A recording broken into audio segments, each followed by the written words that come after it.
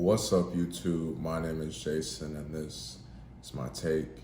And I'm back with another review, and today we're going to talk about the highly anticipated new Travis Scott album, UTOPIA. Now, this was an album we were supposed to get maybe about a couple years prior to this, but due to the unfortunate events of the Astroworld incident, a lot of things got changed, pushed back, and everything. And it really hasn't felt like 5 years, but it has really been a while.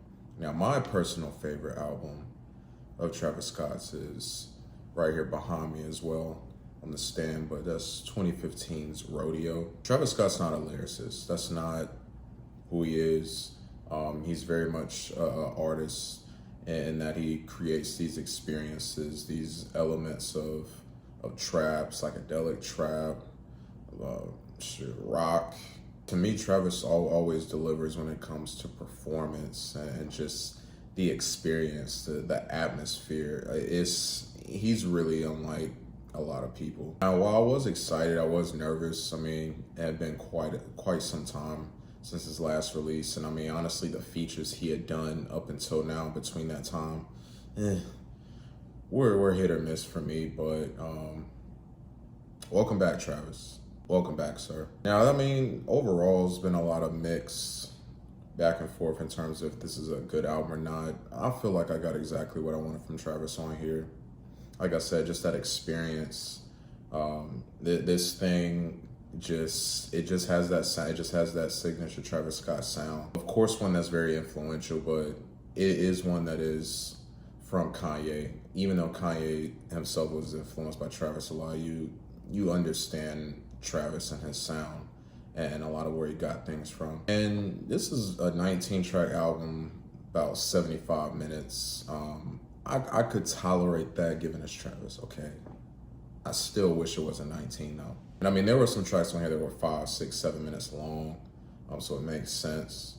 But like I said, overall, I thoroughly enjoy this project, and let's just hop into some of the highlights. We kicked this off with HYAENA, and honestly, the guitar loop drew me in instantly after a little like spoken section. And Travis did not come in lazily slurred like some of his songs. He came in with energy. He definitely set the tone. I really enjoyed the next track, Thank God, featuring KayCyy. Really enjoyed their contributions.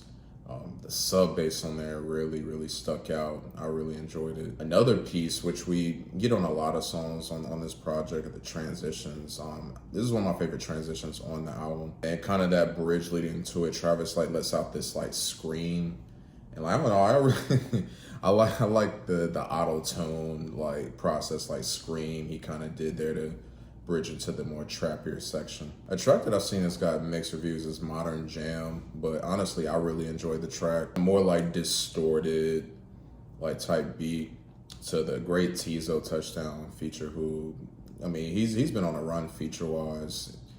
Tyler, the Creator's project, Yachty's project, a lot of others. We do have this little line here from, he's not a lyricist, like I said, and he pronounced this bicycle, not bicycle.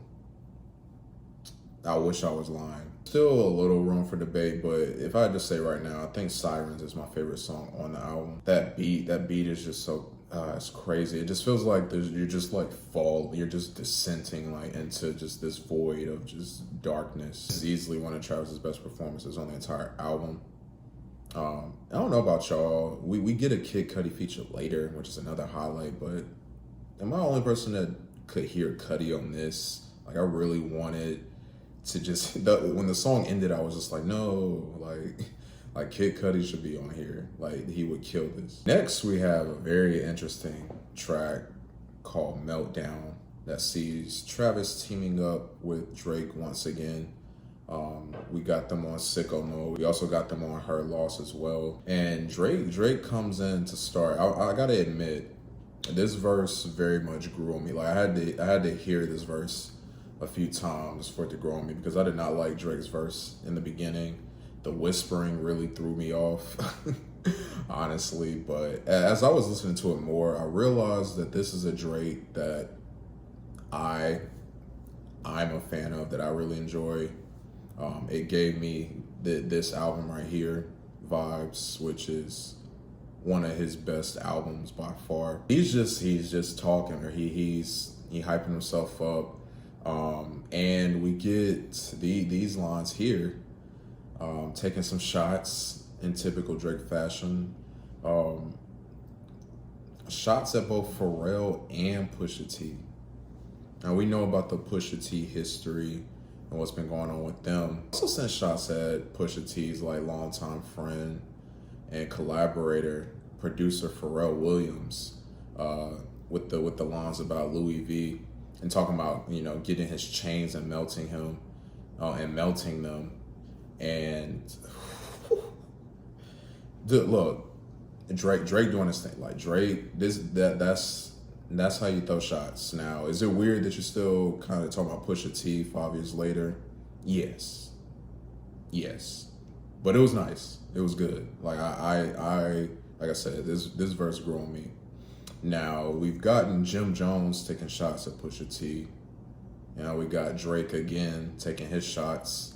If Pusha responds, I'm just very afraid of what will happen.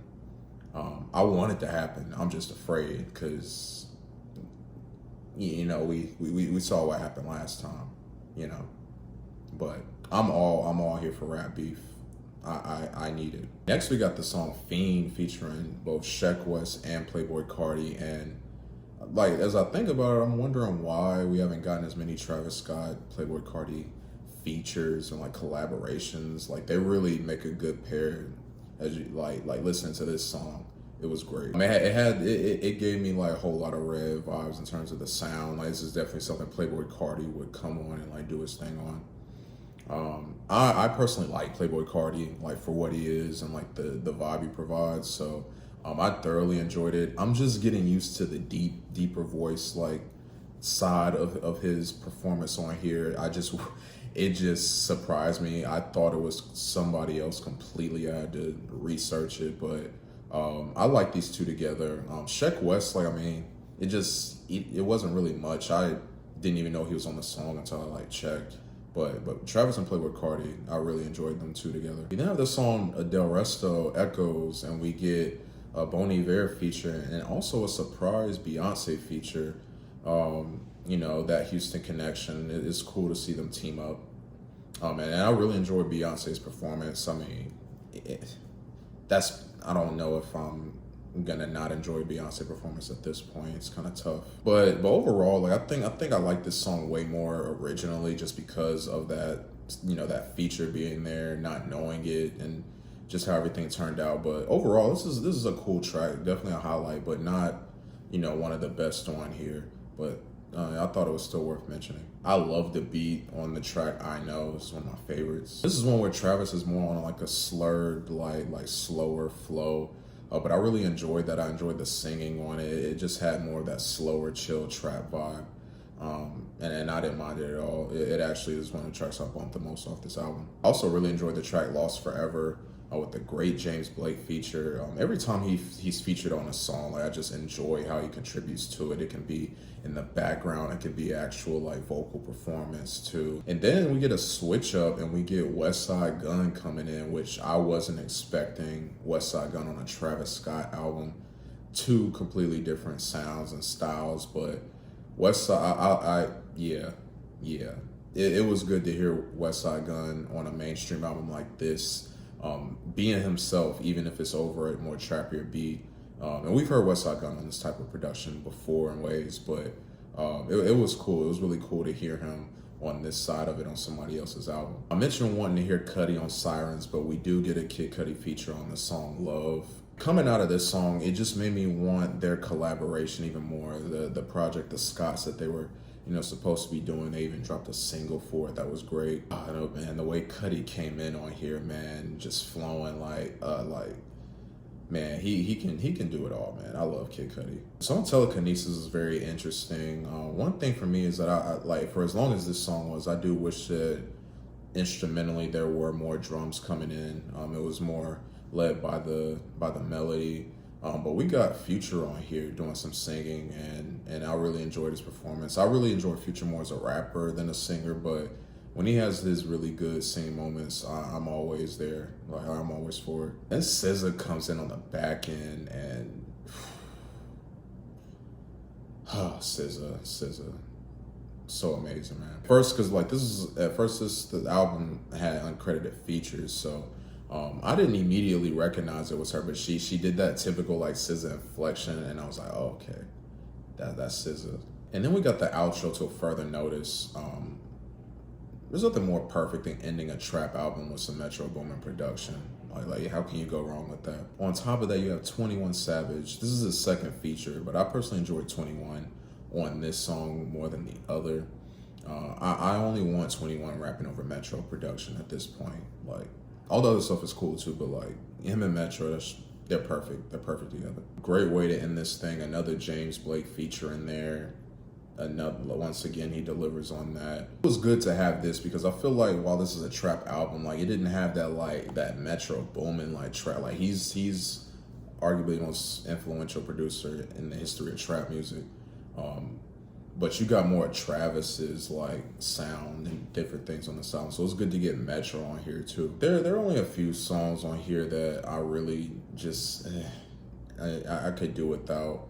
And it was more of the songs where it just didn't seem like a complete thing, or like Travis going for a sound or something, or someone else's sound in a way, and it just didn't work.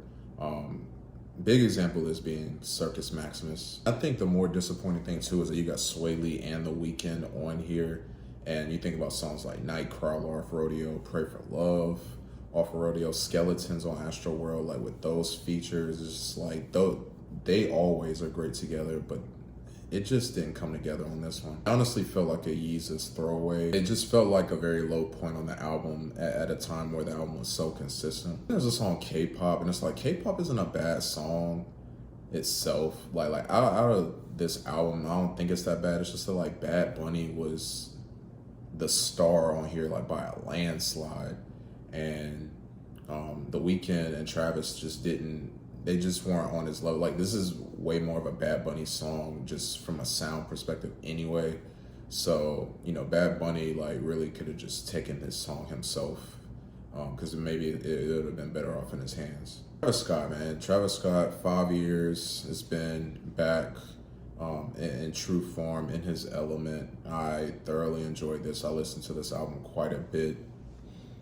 Does it match Rodeo? I can't put it on Rodeo. Like, Rodeo is just, it's gonna be hard for Travis to beat that for me, given how much I love it. But Utopia, I would put Utopia over Astro World. Like, I think I liked it more than Astro World, but you know, more times, more listens, we'll see.